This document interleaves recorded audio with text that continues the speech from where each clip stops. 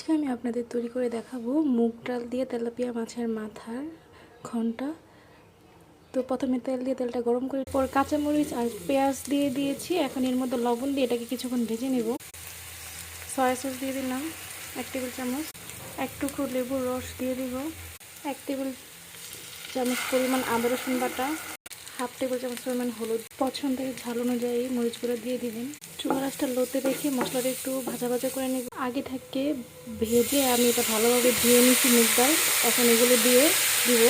কিছুক্ষণ ভেজে নেওয়ার পর এর মধ্যে আমি গরম মশলা দিয়ে দিব। ভালোভাবে ডালটা ভাজার পর এর মধ্যে পানি দিয়ে আরও কিছুক্ষণ কষিয়ে নেব। এখন এর মধ্যে আমি তেলাপিয়া মাছের মাথাগুলো দিয়ে দেবো। এখানে 2টা মাছ এর মাথা আমি কেটে 2 ভাগ করে নিয়েছি। এখন এটা ঢাকনা দিয়ে ঢেকে দিয়েছি আর এটা সুন্দরভাবে ভালোভাবে কষিয়ে নেব। কিছুক্ষণ কষানোর পর এখানে আমি 1 টেবিল চামচ চাট মশলা দিয়ে তো কষানো হয়ে গেছে। এখন এর মধ্যে টমেটো সস আর গরম পানি দিয়ে এটাকে আমি ভালোভাবে ফুটিয়ে নিব।